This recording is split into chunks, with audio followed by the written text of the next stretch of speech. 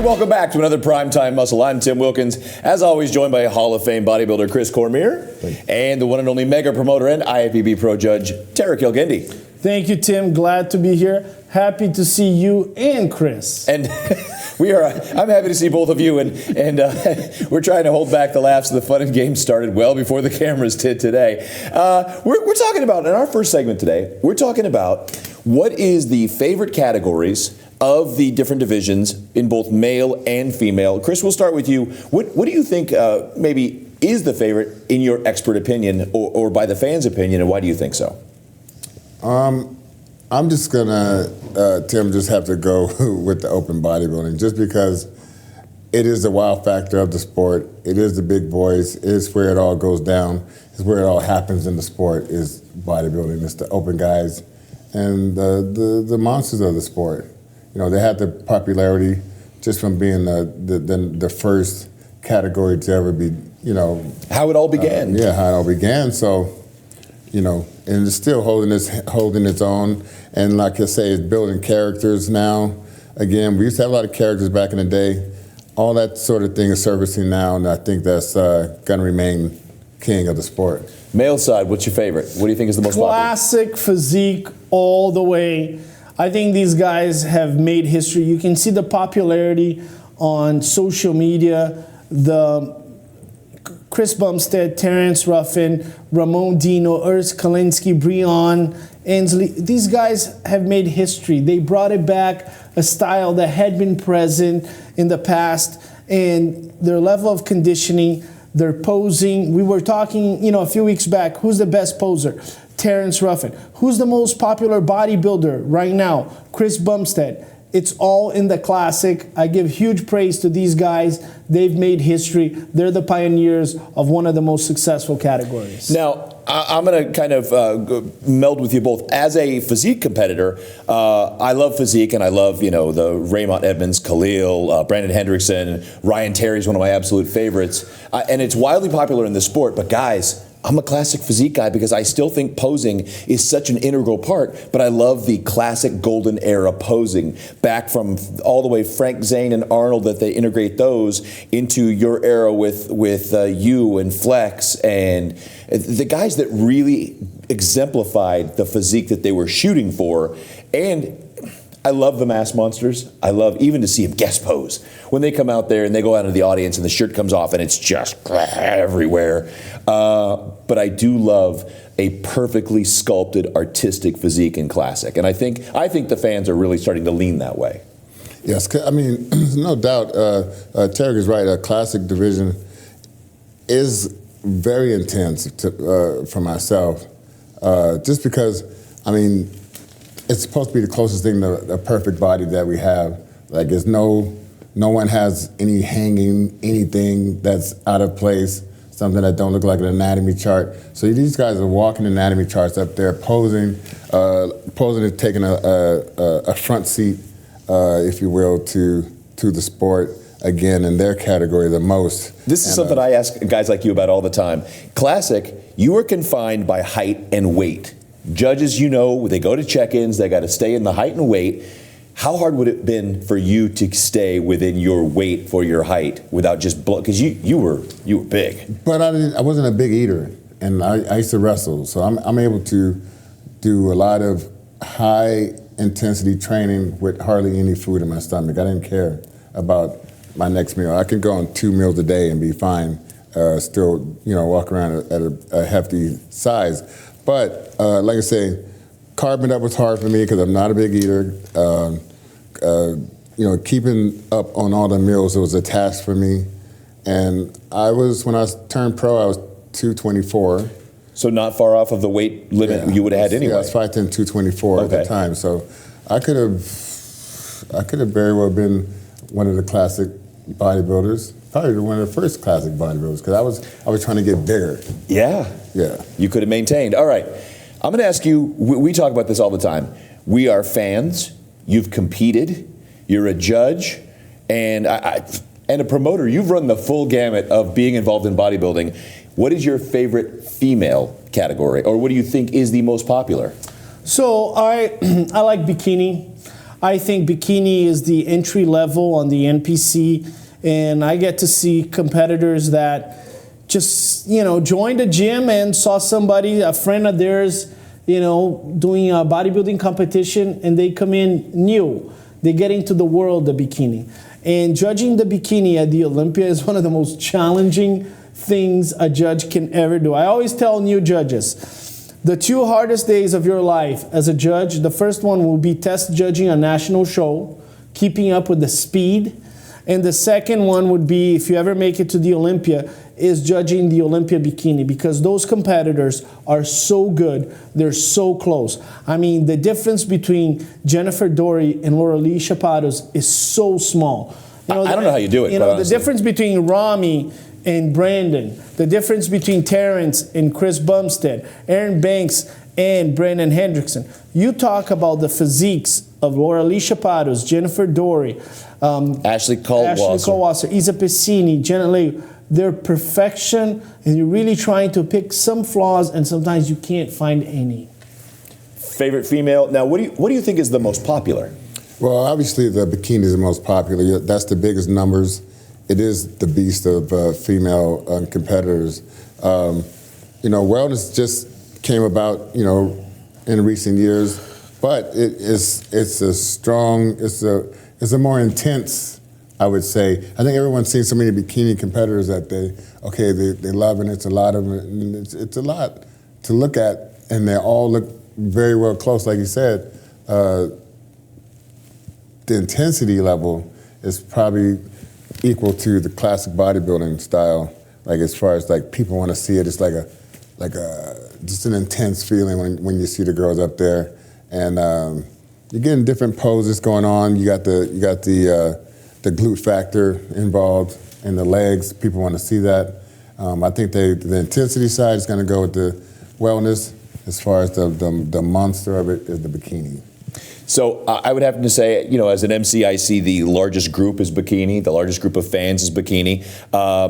I personally, that's what I think as far as what's the most popular out there with the biggest classes. I like figure. I like the blend of muscularity and femininity in figure. And but it's just kind of a niche now when it was a spinoff. And my favorite has always been fitness. The fact that they can blend, you look at a Mina Pujolati who could almost be women's physique.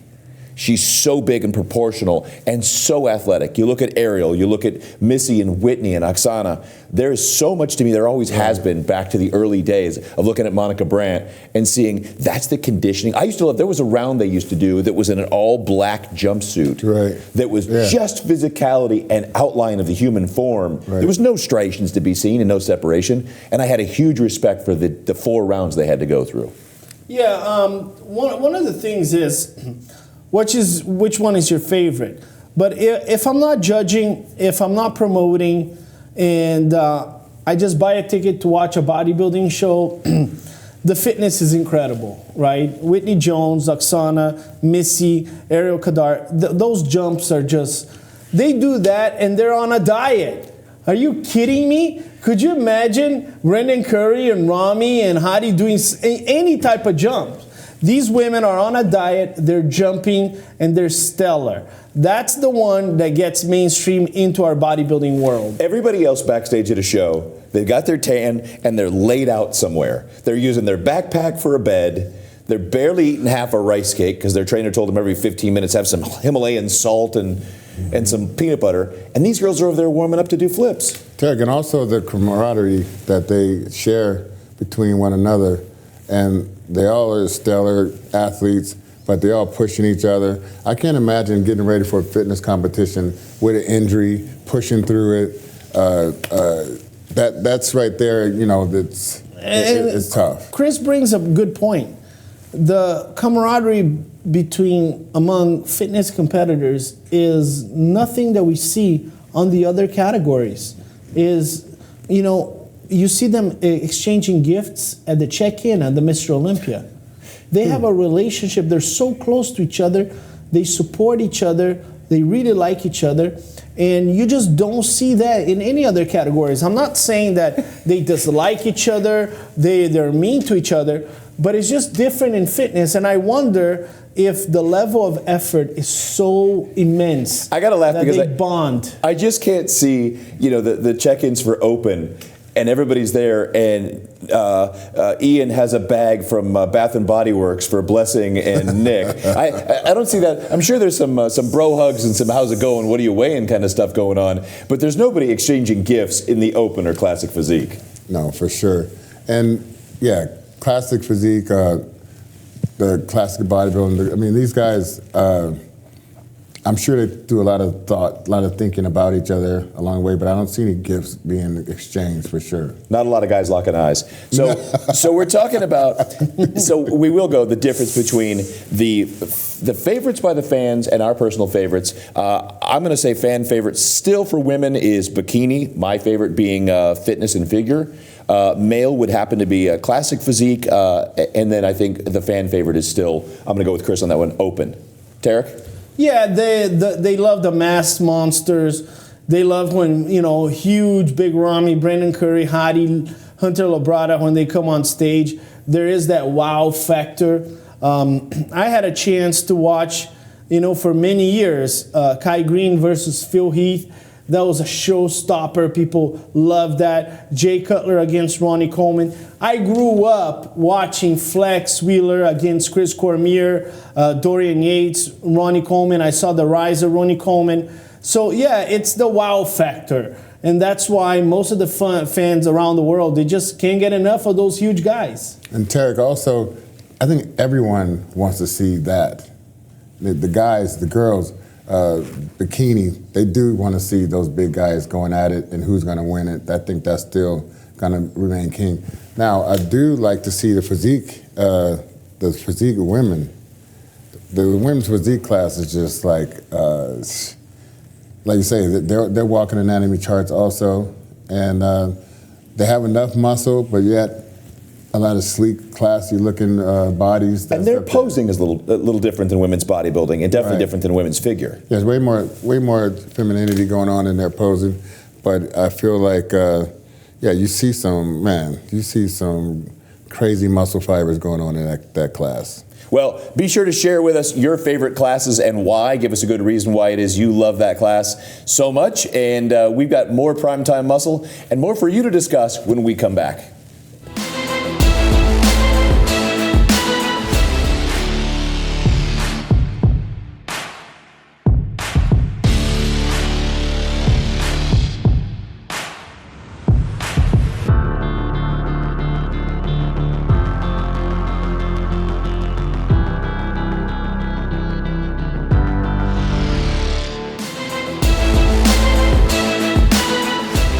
Welcome back to Primetime Muscle, and we are moving on to a new topic. We're talking about the changes made since Jake Wood took over, and since things previously, the improvements that have been made, and the focus, maybe some of the things that have been different for the league itself and for the Olympia.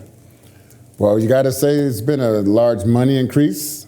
You got to say, you got to look at the support for the women, bringing them back into a major part of the sport. That was, kind of been cast aside for a few years, and I think it was still a need for it in our sport, and I'm glad that Jake Wood's here to bring that back. Getting to know Jake, over these past few months, been incredible. Very down to earth guy. Everybody can see he's super laid back. He's a lot like me, and he could probably be my cousin, I think. All right. Hey, Jake, look at this guy's face. Chris, we should drug test you before you do the show. Shut up. Well, one thing we'll notice, and I do want to say that the prize money has gone up, but this is an interesting fact. In talking with Jake, the prize money actually went up and became more equitable for some of the men's divisions, because equating that to some of the women's divisions like bikini and figure, there were a couple divisions like men's physique that weren't on par in their prize money. Mm-hmm. So he's made it more equitable across the board. But again, to Chris's point, he does bring a passion for some of the women's divisions that were really underrepresented or underserved. Well, I had an opportunity to work with AMI when David Pecker was the chairman of AMI, and AMI owned the Mr. Olympia. And Robin Chain was the producer, the chief Olympia officer at that time. And I got to give credit to Robin. He brought myself backstage a few times to look at the Mr. Olympia decades before I started for the Mr. Olympia. But one of the things that I clearly see in terms of the difference is the level of interest, right?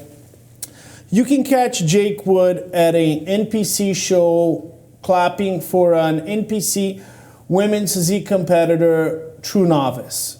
He loves the sport of bodybuilding. He knows the characters. You can ask him about Breon Ansley. You can ask him about Hunter Labrada. He loves the sport. You know, he understands the sport and he has a passion for the sport. And I think a true testament that he's the real custodian of the legacy is that during COVID, he took no breaks in terms of making sure the Olympia happened, but not only that, that it was formidable. I think he's the true man to carry the legacy of Joe and Ben Weider and to take the Olympia to new heights. Well, and I will say that one of the greatest examples of leadership, or the true nature of a leader, is putting people in place that will get you the job done and take things to another level. Of course, starting with Dan Solomon, who has such a passion, 20, 30-year passion for the sport. I don't want to age him by saying how long you've been doing it, Dan, but Digital Muscle was Dan. He's been at every level of the sport, championing the athletes, the fans, and making it better. And he comes in, wants to make the Olympia grow. And then you've got the El Guindis, Tarek and Tamer. You've got your lovely wife, Heather, Angelica, Tim Gardner on the Expo, Caden Riley. Yeah, Caden, Martine.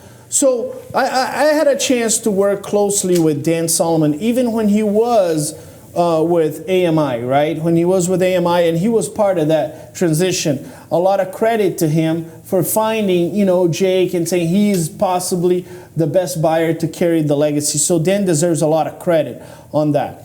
And one thing that most people don't know is that Dan was a very recognizable voice for all of us. I often joke with Dan, but Dan used to say on all the, announcing, it all comes down to this, right? That's something that you as a judge, as a fan, I always remember Dan for that. He was that passionate voice on the broadcast. So his first time at the Mr. Olympia was 1998. He was able to witness Ronnie Coleman winning that title. And he's a great communicator, right? Oh, absolutely. And the staff is phenomenal. From top to bottom, they have chosen great people to work at the Mr. Olympia. I was just at a walkthrough at the Zappos Theater, and people are really passionate. And I talked to Martine, who's the production manager. Martine has often said to me, the Olympia is my life. It's everything to him. And it's great to work with people like that. Now, Chris, of course, Jake and his team bring a passion to it, and they're growing the Olympia to new levels. But as someone who's been on that stage, how important is it that not only did they continue that tradition, but they're growing it for that special moment? How many of those moments did you have, by the way? Well, Tim, when Tarek was still just a little boy, I was working closely with Joe Weider and in his office talking with him and sharing different moments. Some topics about life, some topics about relationships, and a lot of times about bodybuilding. I see the same thing in Jake Wood. And we're starting to share some moments, which is great for me. I think they share the same type of mentality behind the sport and that passion that you just gotta have it in your heart, and that's where you shine. That's where and it comes out in everything you do. Is that same type of passion. Across, do you have some pros in your stable like Breon? Is there that excitement again for the Olympia and for the top of the sport among the top pros? Oh, most definitely. Everyone wants it. Everyone wants that notoriety and willing to work as hard as they can to get it. But like I said, the passion behind it, the passion I still have myself, as a teenager, 12, 14, 15, wanting to be a bodybuilder, I'm still here doing whatever I can all over the world, training people, informing people, trying to help people be better all over the world. And that's something that we all do together. Now, you're at the top level of this, IFBB Pro Judge, promoting pro shows galore. We know Chris, one of the 75 pro shows, Chris? 75 pro shows under my belt. Under his belt. So what was your journey getting you to this level in the sport? To be able to get here, to be part of the Olympia and be part of the Jake Wood team? So it's interesting, but as a young man, I remember my grandmother, she was able to get cable in Brazil, and there was the ESPN, and guys like Chris Cormier, Sean Ray, they had those tight, what do you call those things? I forgot the company, but the stripes, forgot that company. Those were great. It was like LA. It was something, but we had the scrunch socks, and we wore tights all the time, and pastel hot skins, and the shoes that matched, and the leggings. We all that was we didn't match. You don't go to the gym. So I remember watching Chris and Flex and Sean doing Rick those Valenti. shows, all those guys. And then I joined a gym when I was 14 years old. I competed when I was 15. It was a bench press competition in a city called Piracicaba, which is about an hour and 30 minutes from São Paulo. That was my first competition. It was a bench press competition.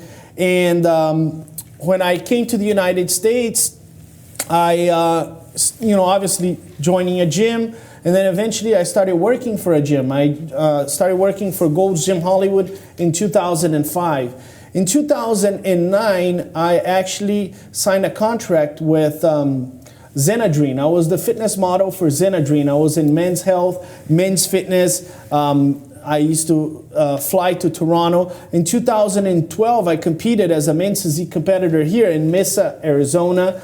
And then John Lindsay, who's my mentor, said, you can either compete or judge. You got to pick. And he goes, I suggest you compete. There's a lot less cardio when you're judging. I suggest you judge. And he was a great mentor to me because he taught me everything about promoting an event, about judging, about relationships, about the history of bodybuilding. And as a mentor in my judging career has been Sandy Williamson. She's been the one that inspires me. She has a close relationship with the competitors. Sometimes they disclose stuff to her that's more than just bodybuilding because they know she's a pillar of strength. And that's who I aspire to be. I aspire to be somebody like Sandy, who everybody loves, trusts, and is always there for them. That's outstanding. Well, it is so important that we all, of course, honor the past. We love the history of the Olympia every year. We talk about the winners. Yes. We talk about the golden era. Yeah. And but one thing, I don't have a whole lot of good things to say about Tarek, but I do give him compliments every once in a while. He would tell you that I say, hey, man, you surprise you, man. You're smart. You're good. How many times have I told you that? At least two. You've at told least me five. that many times. I've been uncomfortable every single time because it has been, at a bar where. But I can see you have some tutelage. Some substances. I can see you have some tutelage. It's been scary. Oh my It's been God. tremendously awkward.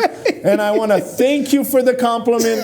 And I want to thank you, Tim, for being between us right now. I will not lock eyes with you. Okay. One thing we do want to thank the team for is the Wings of Strength shows, the Romania Pro, Rising Phoenix, and then putting studio shows on at the highest quality, like the Primetime Muscle. Primetime Muscle, baby. FemFlex Friday, the Menace Podcast, and Fit Rockstar with Isabel Terrell, and really bringing more quality programming to the fans who want to be connected to their favorite people. So I want to add something. Last year, I came to Arizona, and I sat down and I watched the Rising Phoenix as a fan. I wasn't judging, I wasn't working, I wasn't promoting, and I sat there and I just watched these people compete.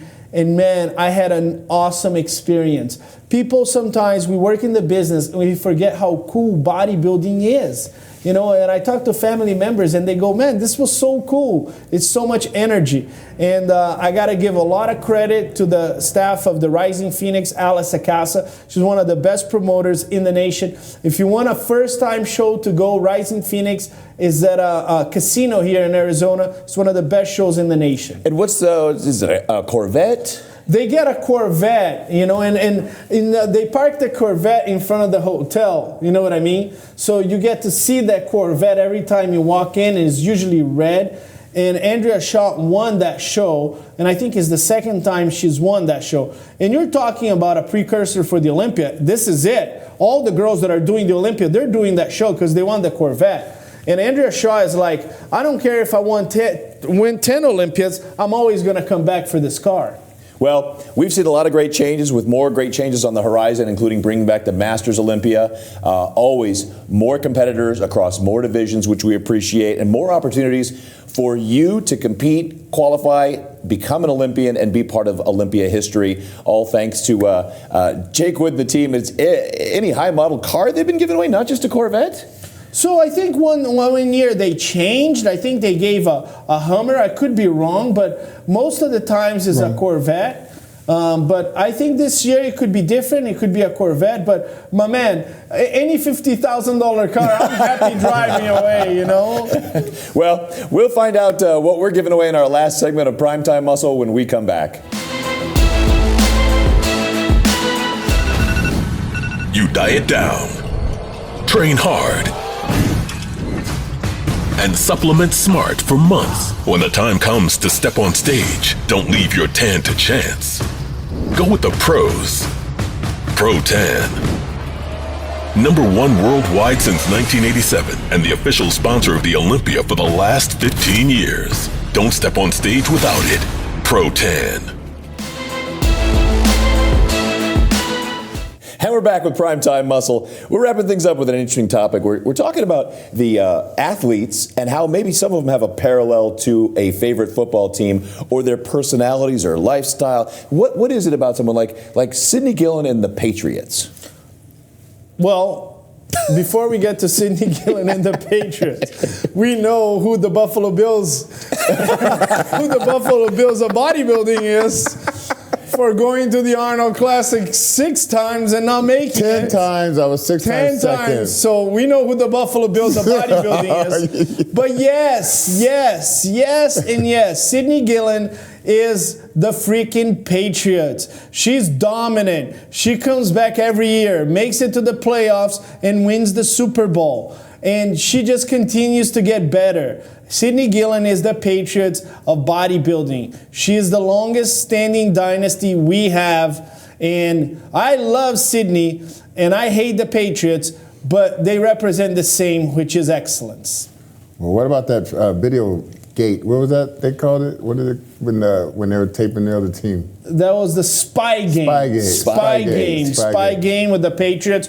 And I'll tell you, a lot of people call the Patriots cheaters, and they might just be cheaters because they had the ball that was deflated. Yeah. They had spy game. So is that what you think about Sidney? No, that's not what I said, jackass. That's not what I said, jackass. Put the camera on. Insult him. Sidney, you're one of the most formidable, beautiful competitors in the history of the IFBB Pro League, and I want to apologize for this jackass. I didn't say that. I was saying, are you trying to say that they're that's parallel? Not what I'm trying to say. What I'm trying to say is she's just as dominant as the Patriots was. So now you look at someone who is just not even necessarily a football team, because Tom Brady transcends the Patriots to the Buccaneers and shows that he is the GOAT at going on 44 years old. 45. Yes. And you look at a guy. He could do the Masters Olympia. He could do the Masters. He could do that. Bucharest next year, physique, Tom. man. He would win that thing. He wins everything. He's still training. So Hadi Choopan, or Kamal El Garni, at going on 54 this year, I believe. He's got to be the Tom Brady now that Dex has stepped down. Dexter Jackson seemed immortal for so many years, and now you got a guy who's actually still improving at that age. He actually did improve. He's just, I can't believe he's the quads he brought back. That's definitely hard to do over the age of 40, let alone over the age of 50. Well, when you talk about some of the teams, right? And I like to make parallels, like the Raiders, they get in a lot of trouble. So you get some of these men's physique guys that get in a lot of fights. Andre Ferguson, and he would be the Raiders. He'll be the Raiders. And then if you look at some blue-collar teams, he's almost like Chris Bumstead. His attitude is very blue-collar. He's nowhere near the hype. He just wants to do what he wants to do, and his focus is straight. He's like the Green Bay Packers, you know. He's isolated, but he always does his job. You know, somebody that was great and is no longer great is my Seattle Seahawks. Who can we say that was great and is no longer great? I'm not going to touch that with a 10. Now, Bump said we'd have to go probably Canadian Football League, and it's a shorter field, and he just seems to keep winning and winning, kicking him off the goalpost and still running it back in. Let's talk Men's Open. Men's Open, you got Big Ramy, the massive teams, the powerhouse, Dallas Cowboys year after year, but he's doing something they're not doing anymore. He's winning. I love Akeem Williams. But we always have high expectations for Akeem. And Akeem always says, I like to play, you know, the dark horse. I don't want to be... Akeem has been the Dallas Cowboys. Yeah, he don't want to be like the spotlight of it. He doesn't. But there's always huge expectation on him. He's the Dallas Cowboys. He's America's team. Everybody loves Akeem. Everybody wants Akeem to do well. But it gets to the playoffs, and Akeem is just missing that final step. So Akeem can be eventually, you know, the Rams, but right now he's been the Dallas Cowboys, and we love him. But the expectation is always there for Akeem because of his brute size. You know, that quad on the side can rival Ramy in that side chest, and not many people can. He's one of them, and you know, like you say, if you got that star in your helmet, everyone's expecting something out of you every year. I got to go back a generation, talk Mannings. If Lee Labrada was Archie Manning, that would definitely make Hunter Peyton Manning, and you have great expectations for the legacy. He's got a brother that's Eli. Oh, also. God, you bring in a good topic. A lot of people talk about Hunter Labrada, Lee Labrada, Sergio Oliva, and Sergio Oliva Jr. I've judged those guys when they were amateurs, okay? And I'm going to tell you this. Sergio Oliva and Sergio Oliva Jr., they have different genetic makeups, okay? Very different genetic makeups. The waist of Sergio Oliva was a lot smaller than Sergio Oliva Jr., and the quads of Sergio Oliva Jr. a lot bigger. So they're different genetics.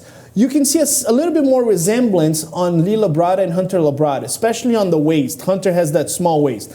Now you can see that Hunter is a big guy. He's an open bodybuilder, where Lee Labrada, if he was competing right now, he would definitely be classic. A lot of times we mention these names, but people have different genetics. Yeah, but Terry, about Sergio, just, you know, working with him in the past, I see a whole lot of Sergio Oliva Sr. in him. You know, from, you know, what body part? Those big ass arms, the back, the that victory pose that you couldn't recreate any other way. The muscle insertions that no one else has in the world. The quads of Sergio Oliva Jr. are incredibly large, but he doesn't have one of the smallest waists. Well, he had a different mom than Sergio. And genetically speaking, Sergio Oliva Jr. had a much smaller waist. Yeah, this kind of waist came with Hunter Labrada. It didn't happen with Sergio Oliva. I'm not saying he has inferior genetics because he has better legs than his dad. I'm just not saying, I don't think the structure came from his dad fully. I said muscle insertions, you know. So Brandon Curry, where do we put Brandon in the NFL scheme? If he's a team... Steelers. All right.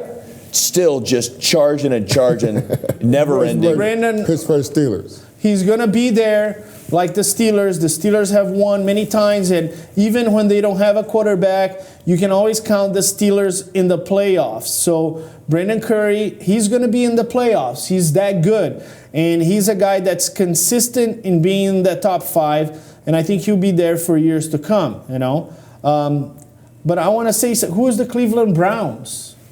Cleveland Browns. I would have to go with Walker. Nick Walker? Yeah, because now, all of a sudden, this year, people have big expectations for you. They didn't before. Everyone wasn't on board with Nick Walker before, and you know that. People was talking a lot of shit about Nick Walker's physique, his waist, the veins, or whatever. But he's putting together quite a team to say, you know, per se, you know, with his physique, he's doing some improvements. And I think the Browns are making a lot of improvements. They got a lot of weapons on that team now. So no pressure, Better check Cleveland it Browns, out. but you are the new mutant of the NFL, so you're going to have to pick it up a little bit. Yes, and I would say someone like I don't know. I would put Rami as the Alabama Roll Tide. You know, it's funny. Roll Tide. You go college there because Hottie to me is the Notre Dame. He's the Rudy that everybody loves, that everybody wants to see win. People's champion. The people's champion. And he, on any given day, the Notre Dame could beat some pro teams on any given day. Yeah. So he's the one that everybody just loves. They want to get behind and see that underdog come back and take down the Goliath. Well, you know, Tim, it's interesting you bring Hadi. It's hard to make any parallel with this man because when you go to judge internationally, the Iranian competitors are absolutely in love with bodybuilding. They love bodybuilding. I think it's their number 2 or number 3 sport. You're talking about NBA, NFL numbers, relatively speaking, for a country. You get competitors in Romania, you get competitors in Italy, in Holland, like 30, 40 competitors. And for a competitor from Iran, we have all the visa problems and everything, political differences. For him to come in and place 3rd at the Olympia, and then for all those year after year, all those fans on IG, on YouTube, on the pay-per-view watching and giving him support, we have no idea what this guy has been able to do. No idea. He is a symbol, and if you were to talk about him and compare it to a team, he is like in the World Cup scenario. He would be like when, Spain won for the first time the World Cup after 100 years. That's what Hadi represents for that country. All right, I got one that we forget about too often, and it's like a team like the Minnesota Vikings. You forget that they're a hard-fighting team that shows up year after year, and some years they're great, some years they do. William Bonac. He's the name that we talk about the top 5, and we forget regularly that there's a conqueror out there who has had such an amazing run, who's still in the game, who's still looking to get back in that top 2, top 3, and year after year bring his best. But where's that name? Why do we keep forgetting to bring up that name when we talk about Olympia and Arnold? It was when he came on very strong. He wasn't as tall in height as a lot of other competitors he was beating, and so he was surprising you. So, what type of team is going to get a surprising team that can actually? It would be the 49ers, right? The 49ers is a team that people, didn't have a lot of expectations, and but they were good, and they ended up in the NFC Championship game. The thing about William Bonac is this. And one of the Mr. Olympias, which was his breakout, he placed 3rd. And there was interviews with Ronnie Coleman as he walked out of the Orleans arena. And the first thing Ronnie Coleman said about William Bonac is, Bonac's off the chains. I can't do the accent. Chris, do the accent. Yeah, buddy. Yeah, buddy. Bonac's off the chains. That was the chains. He's off the chains. And that was beginning of the William Bonac journey. Now, people are forgetting about him.